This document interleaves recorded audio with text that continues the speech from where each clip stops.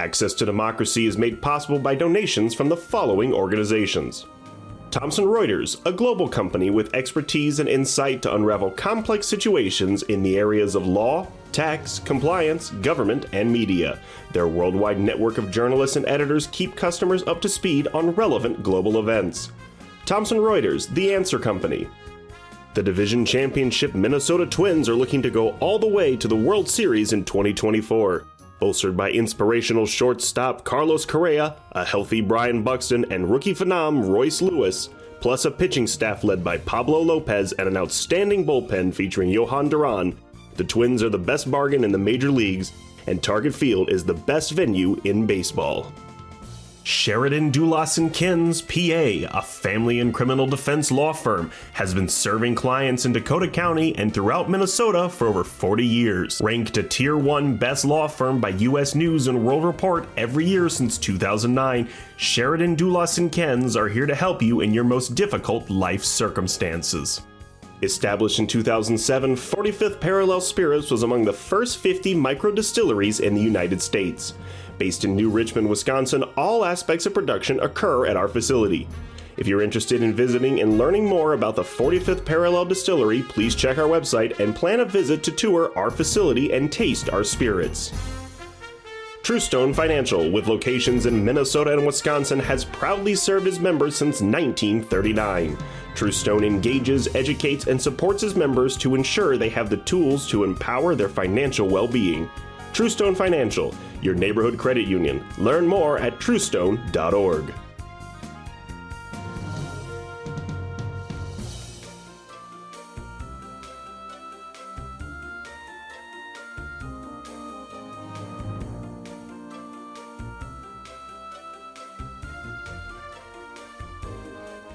Hello and welcome to Access to Democracy. Thank you for joining us. I'm Bill Raker, your host for this edition of the program. Today we're welcoming as our guest Erin Parrish from AARP Minnesota. Erin is the Director of Advocacy and Outreach for AARP Minnesota, and she's going to be talking with us about some things going on at the legislative level here in the state of Minnesota as well as nationally. But before we get into those specific topics, Erin, tell us a little bit about what your role is at AARP. Yeah, thank you, Bill. So as the Director of Advocacy and Outreach, I work directly with AARP Minnesota's team of volunteers to support them in being effective advocates at the Minnesota State Capitol as well as with their members of Congress. Well, that sounds like an interesting job. It is. And it's a really important one for a lot of reasons. I think we all would agree that for a democracy to be vibrant and to be strong and to be resilient to all of the kinds of forces that might impact it, that society needs to have laws and regulations that are very robust in terms of how they are intended to protect and enhance the overall welfare of citizens of that democracy. And that's what we want you to talk to us about today, Erin, because I know that AARP is nonpartisan, non-political, doesn't endorse candidates or parties or make monetary contributions to candidates, parties, or PACs. But what AARP does, and what's really a key part of your role, is to advocate at the state level and at the national level, and sometimes even in the local level, in the city administrations, for policy issues that impact not just people over 50, not just people who are members of AARP, but all of society, of all ages. And that's an important function for any organization, but AARP concentrates on that. Yes. And there have been some issues in the 2024 legislative session here in Minnesota that we want you to talk with us about. And we also then want to talk about some of the issues that AARP advocates for or is engaged in advocating for at the federal level. So Erin, let's start with what has happened, what is happening here in Minnesota in 2024 that really impacts the lives of consumers, hopefully in a positive way. Yeah.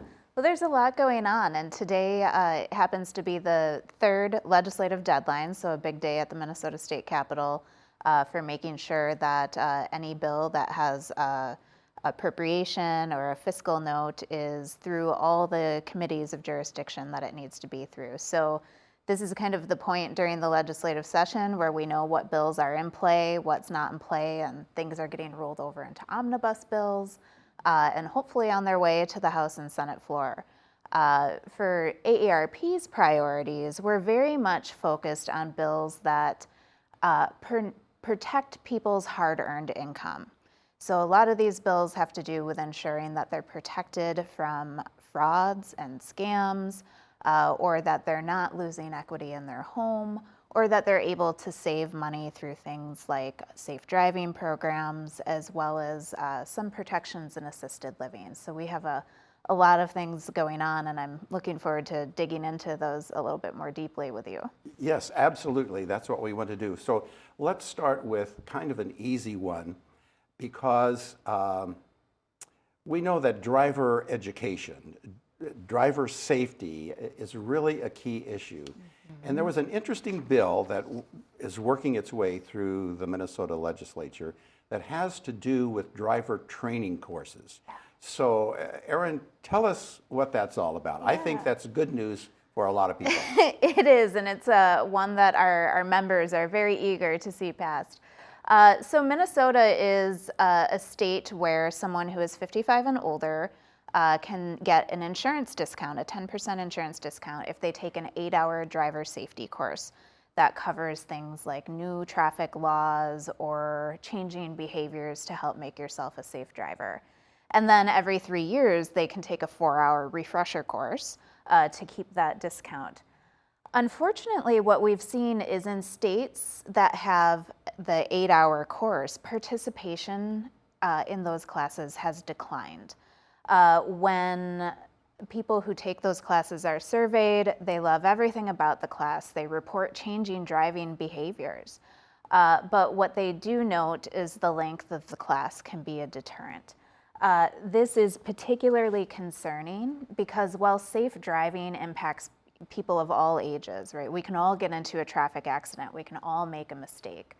Older drivers do, as we age, we all develop impairments that can impact our driving. So it could be hearing loss, vision loss, things like that.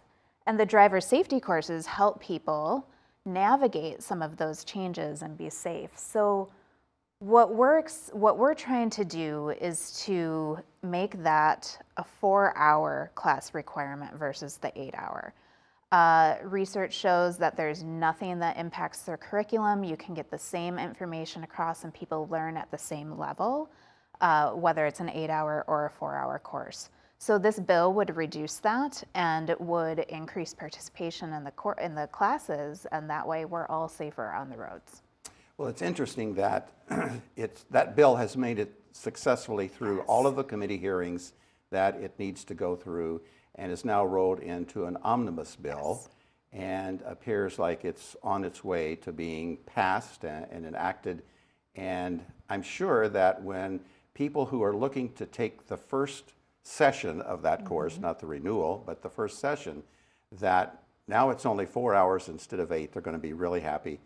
And more people are going to sign up and take advantage of that. Yes. Well, that's a good thing. So let's move on to another topic.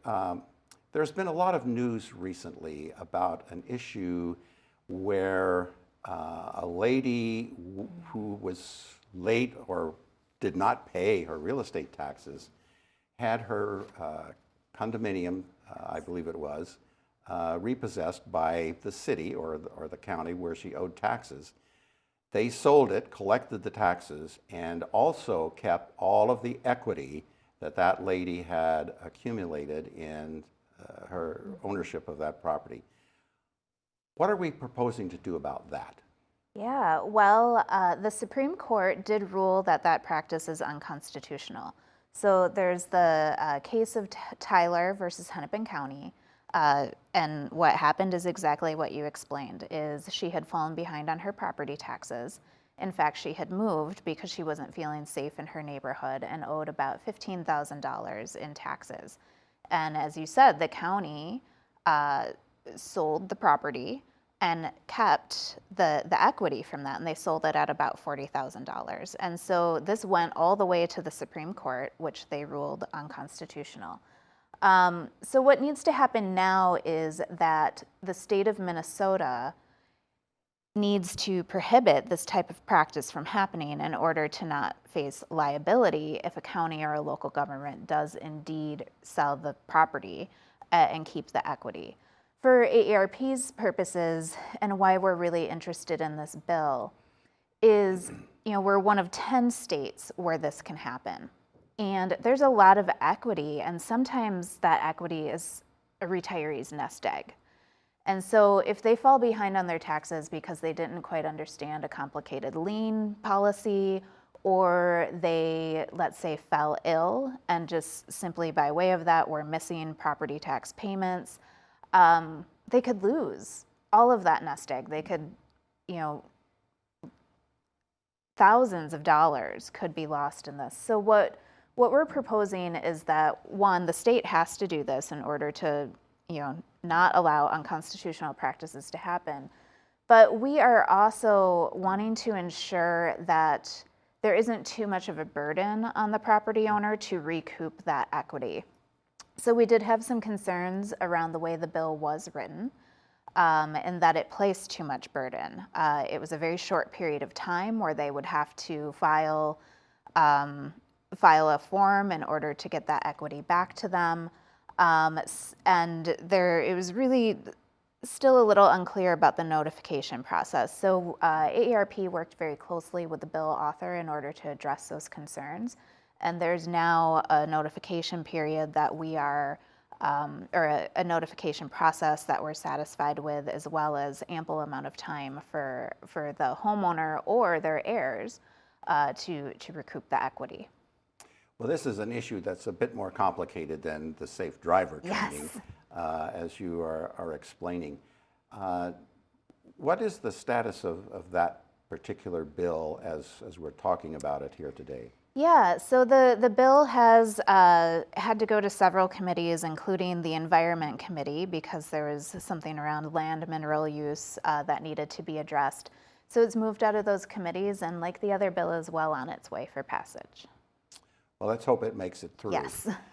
Because as you said, the equity that someone has accumulated in their real estate can be a significant part of their retirement plan. Right. And just to have that equity forfeited because they were late in paying their taxes doesn't seem quite fair. So let's talk about another issue that doesn't seem quite fair, and what AARP and other organizations and people are doing about that. There's a situation that is developing in the real estate market. It's an unfair practice, predatory practice, where a realty company will offer to a person some small upfront cash remuneration to sign a long-term agreement with them.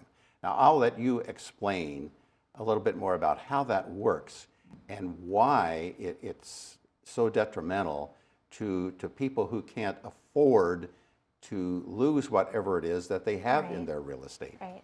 Well, similar to the conversation that we were just having about, so many people's nest eggs being tied up in their home equity, what you're describing is a predatory practice where a mortgage broker comes to typically a vulnerable adult, a vulnerable person, an older person, or lower income individuals, and offers a very small cash gift, sometimes as low as $300, in exchange for the sole right of sale to their property in what could be a 40-year contract.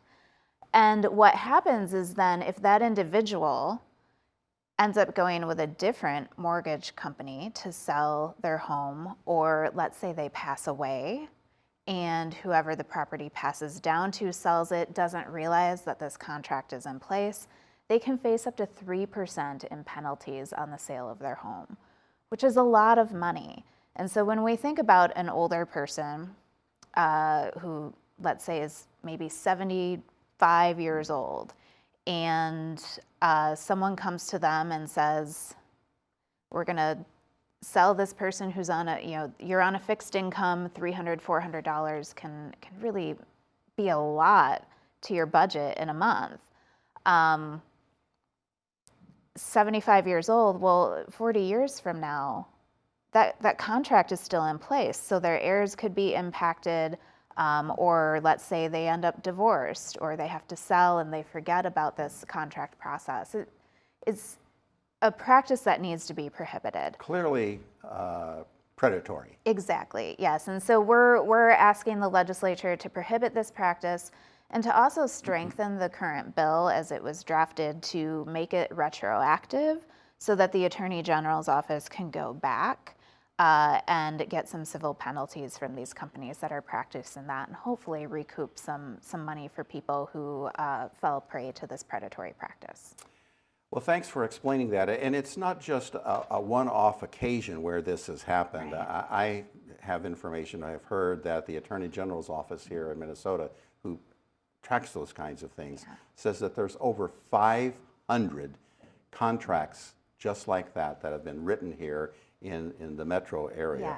Yes, exactly. Just in the 7-county metro area alone. So it clearly, someone is getting some very lucrative business out of what is a predatory scam. So this bill right now is moving in the Commerce Omnibus Bill. So again, another bill that we're hopeful will pass at the end of the year, or the end of the session. Let's hope that it does. Yes.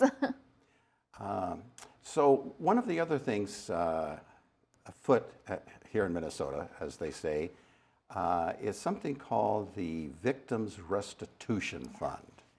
Now, we talked about these other bills that are working their way through this current session of the legislature. The Restitution Fund didn't get quite that kind of traction. But tell us what that's all about and how that would be impactful to people who may fall victims to scams. Right. Well, so this would be the creation of a state-level restitution fund for people who have been victims of scams or fraud. So for instance, the one we just talked about, this could be a restitution fund for somebody who was taken advantage of in that situation. It's, I think, no secret to any of us that there's a fast-growing industry of fraud in this country who are stealing billions of dollars from U.S. consumers every year. And the impact of fraud is profound for anybody, but especially when you're an older adult, you're at a place in your life where you are not as easily able to recoup and recover that money. You may not be able to go back to work or work extra hours in order to, try and make up the $10,000 and $50,000 that's stolen from you. I mean, we're not talking about small chunks of change here.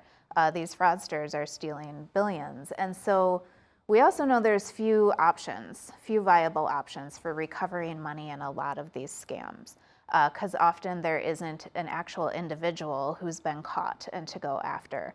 So a consumer fraud restitution fund would allow the state attorney general to recoup some funds through civil penalties that they're already gathering. And so I can talk a little bit about how the bill would work. Because right now, the Attorney General collects civil penalties from consumer fraud enforcement cases each year. So for instance, if there's a tech company who defrauds consumers around internet sales, the state attorney general can go after them for civil penalties. They know who they need to go to. It's the tech company. And those civil penalties then are paid out to victims of that, but there's often money left over that goes into the state's general fund. What this bill would do is redirect that money into a restitution fund for victims of fraud and scam, where in the instance where there isn't somebody to go after for civil penalties. So this would be helping individuals who fall victim to the Social Security imposter scam, where you get the phone call that says, I'm with the Social Security Administration and we've lost your check and we need you to, give us your Social Security number in order to get that to you. Or in the grandparent scam, where someone gets a phone call and it sounds just like their grandchild, and their grandchild needs money to get out of jail and they wire money. Those are fraudsters who are rarely ever caught. So this would help them get some of that money back. The other thing that we feel is it would incentivize the Attorney General to go after more civil penalties, and it would also encourage people to report fraud, because oftentimes people throw their hands up and say, I'm never going to get that money back, so why should I report it? And in this case, there's actually an incentive to do so. Well, I know that bill didn't get full attention in this session of the legislature, but it's going to stay on the radar and it's going to come back again when the next session sits. And I know the Attorney General's office is really interested in that. So that's kind of the issues here at the state level. Yes. The few remaining minutes we have in this program, let's transition to the federal level and talk to us about what AARP sees as real priorities for the federal legislators to deal with. Yeah. We work on a lot of things at the federal level. Our portfolio of work is very broad, but our key priorities this year at the federal level include protecting and strengthening Social Security, as well as support for family caregivers. And Social Security, I think, is going to be, over the next few years, one of AARP's main priorities, as it always has been. We feel very strongly that Americans work hard, they pay into Social Security, and they should get back the money that they earned. We also know that if Washington doesn't act fast, in about 2034, Social Security recipients could face a 20% cut in their benefits. That's about an average of $4,000 annually. That's huge for so many individuals who are receiving, retirement income through this really important program. And again, that's if Congress does nothing. So we are really working to raise awareness about the urgent need for people to mobilize around Social Security, because this just isn't an issue for individuals who are currently earning Social Security or are currently having Social Security be part of their income. If we're working and earning a paycheck, we are all paying in to that program. This is my future retirement. It's my nieces and nephews' future retirement. So we need all the voices that we can to be putting pressure on Congress to actually start having a real, transparent conversation about how we protect Social Security for the future. Well, there's a growing portion of the population of our country that is currently very dependent on Social Security benefits, and even more so in the future. So that's a critical piece. I know you want to talk a little bit about some caregiving issues, and then we want to wrap up the program talking about voter engagement. Sure, yeah. Again, caregiving is one of our priorities on a federal level. There are 48 million family caregivers in this country, 530,000 of them here in Minnesota. And the unpaid labor that they provide is $600 billion annually. That is money that, if they were not providing the unpaid labor, would fall on taxpayers. And they're helping their loved ones stay at home, age in their homes independently where they want to be.